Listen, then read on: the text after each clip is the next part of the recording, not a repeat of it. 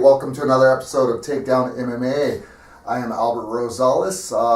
We're going to be covering a lot of things today on the episode today. I've got a couple of special guests with me here. We'll be covering the UFC 225, plus we will be covering the UFC fights coming up soon. My friend Aldrich will be fighting it. I've got her and her coach here, so this is Mike Gonzales and UFC fighter Aldrich. Let's start off with UFC 225. We'll just go over that. What fights stuck out in your head? What did you think about the show overall? Let's start with you, JJ. What were your thoughts on last night's big show? I thought it was a really stacked card. A lot of fights from all the way from the Fight Pass all the way up. I think there could have been multiple fight of the nights. You know, I think the main event ended up getting it, but there could have been at least 2 or 3. Yeah, we even saw a fight on the undercard that probably could have been fight of the night too. Pettis and Benavidez. That was a split decision win for Sergio Pettis, so that was a really good fight too, and that was on the undercard. So. And how crazy is it that like 2 ranked fighters are on the Fight Pass card? Yeah, that shows you how stacked of a card it was for sure. Mike, any fight in particular stick out with you?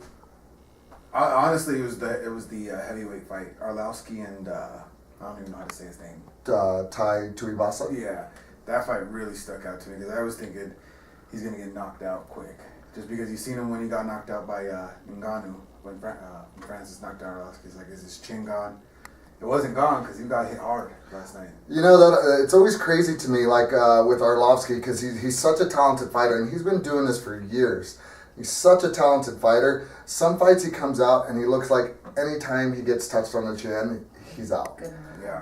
And then other fights like this, like these guys were throwing down. They stood in the center of the ring and just let each other have it for most of the fight.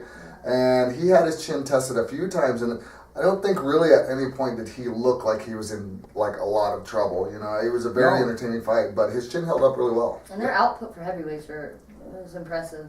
To me, that's what made it exciting was that they just had such a good pace the entire fight. Yeah, and they didn't look tired. I mean, not at all. They were tired, but they didn't look tired, and I think that was a good showing for Tuivasa. Well, that brings up the next question. So, what do you do with somebody like Arlovski? What do you do with him next? Like, obviously, he can still hang with some of these guys in the UFC. You know, he's probably not top 3 material anymore, but he can still hang with a lot of these guys. But you know, where do you go from here? Do you just use him as like a gatekeeper and just keep sending these young lions at him, or you know, do you think he's got another push left in him?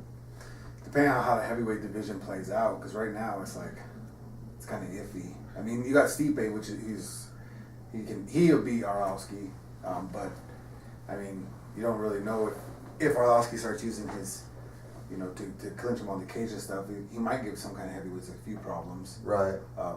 But I don't know. I think a gatekeeper right now is where he's at. He's not going to get the title back. I mean, Stipe is just too.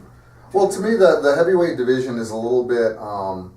It's in kind of a weird stage right now. Like, so you've got Stipe fighting Daniel Cormier right now, and then you've got everybody else. You've got Cain Velasquez, who's trying to get a fight. I don't know if he's got something scheduled already or if he's. I know he's healthy and he's been training, so you've got Cain in there trying to get another fight. Obviously, you've got somebody like Curtis Blades, who did really well last night, had a very, very good showing. Yeah. To me, that was the best he's ever looked, and that was even physically, like he looked really, really ready for this fight. Yeah. But you've got guys like that, and then the rest of the division is just kind of a bunch of people that haven't really kind of been in the spotlight. You know what I'm saying? So, I mean, I feel like the heavyweight division. What happens if Cormier wins the heavyweight title? Then what's next? You know, like now we've got another division that's going to get held up and. I think they give Stipe a rematch. Not a rematch, but another title shot. Because I think DC's about done. I think he's realized like I can make more money commentating than I can fighting, and it's an easier way of living. Yeah, he's been doing a lot of commentating lately too. Yeah, it's an easier way. So I think I don't know. It's gonna be interesting. Well, and at that point, where does Cormier go, anyways? You know, like I mean, you figure at that point you're the light heavyweight champion. If you win, then you're the heavyweight champion as well too. He doesn't have anything left to prove, short of trying to beat John Jones, and we don't ever know. I think if he wins the heavyweight title, also, I think that kind of just like moves that Jones thing to the back because I mean, he did beat the heavyweight champion, and the only reason he went to light heavyweight is because of Cain. Right. You know what I mean? Well, so at that point, where do you put Cormier in your all-time rankings? Then if he ends up winning the heavyweight championship, he'll be the heavyweight champ, light heavyweight champ, and then you look at what he did in Strikeforce, where he won that heavyweight tournament. Like, you've got to put him as one of the all-time greats, despite his performance against people like John Jones. Who was it he fought? He had to take last-minute notice, and it was actually a really tough fight for him. Oh, was it Silva? Anderson Silva? Yeah. That was UFC 200. Right, and he struggled in that fight. Like, he didn't look too impressive in that fight. But I think he was more nervous of fighting Silva because he knew Silva was a good striker. He's got his kicks and things like that. So and I think it was also an emotional roller coaster leading up to it because it's like your fight's off. We're going to try to find a replacement, and you get a different opponent. Right. 24 hours, it's a whole different opponent. Well, so as a fighter, what is your thought process when you have something like that happen? Like, does that totally throw your game plan off, or like you personally, would you be one of those that that'll kind of mess with your head a little bit, or is it just, hey, you know what, it's just another person, we're just gonna. I think it's hard to say. I think if you a really hard game planner for like one person, so if you have a fight plan, like you go in there and this is what that person's good at and that's all you practice the entire fight, and then you get a whole different opponent, I think it could really mess somebody up. But I think if you're just focusing on yourself and implementing your game plan, then I think you'll be better off if there is a last minute opponent change. I've had an opponent change on like 2-3 week notice, and it didn't mess me up that bad, but I've never had one on 24-hour notice. Right, so that's kind of extreme. that's a little bit different. You're going through your weight cut already, so it's hard to say. And so, and you as a coach, like, what is your thought process going into this? One, would you let a fighter fight somebody on a 24-hour notice? And then two, like, does that change anything? I mean, obviously, as coaches, we have to make adjustments on the sideline, and we have to figure out what we're doing, but how much does that change what you do as a coach on the sidelines? I think it's all based on how the fighter reacts. I mean, you're out there to protect your fighter, but also you want to fight. I think if you're like, if opponent changes and they're like, screw it, I just want to fight, I don't care, it's like perfect, and we know which way to go. But if they're like, well, what do you think? Then it's like, I think we got a different route we got to take, like, really sit down and figure it out. Because, I mean, once you start going in the pro ranks, it's not an amateur where it's like, all right, that's going to go away. It's like, it counts forever. And, when you start fighting for money, it's like, well, yeah, that's your living now. So that makes more sense. So I think it's all based on the fighter reaction. If the fighter's all gung ho and not caring this and that, then I think it's you can go one way and just, oh yeah, let's go then, let's do it this way. But if not, then it's like, what's a smart decision? Well, so getting back to the fights from last night, I'm sure there's one that you had your eye on. Claudia Gadelha and Carla Esparza fought. So from what I've seen, Carla has improved immensely. From, even if you look back to her Invicta days, where she's at now to where she was at then is two different fighters to me. Yeah. Or even the Ultimate Fighter finale.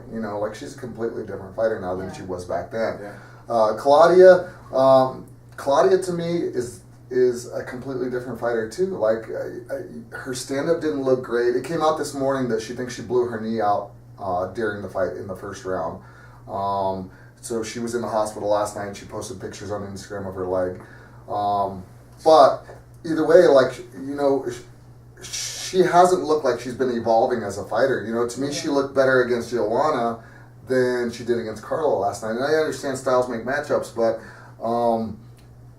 a lot of things, her stand-up, stuff like that, like, I wasn't really happy with. Like, she didn't look like the same fighter. What were your thoughts on Claudia and Carla? I think Carla, I think people need to start respecting Carla as more than just a wrestler. Right. Because she's creeping up and she's catching people off guard with her striking. I think her striking has grown immensely over the past couple years.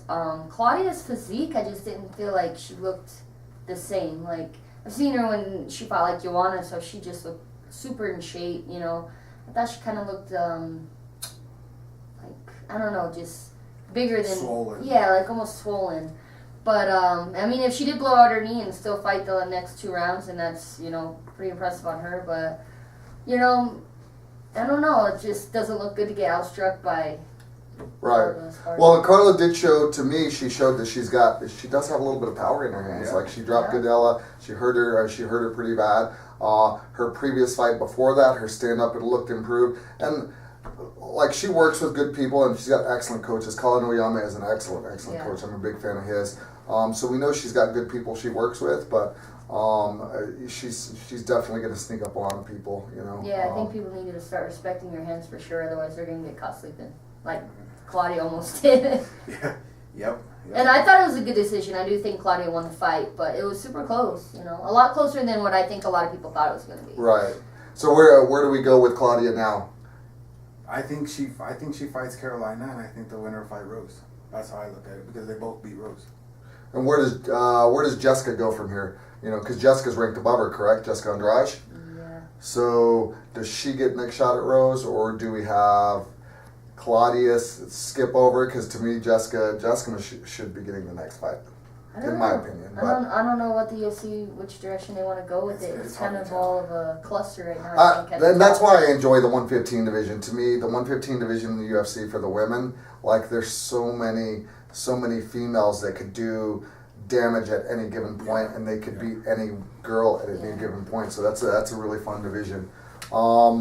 That'll do it for segment 1. We'll be back in a few minutes. You can catch us on ibtv.us or Roku or YouTube. Catch us anytime. TAKEdown MMA.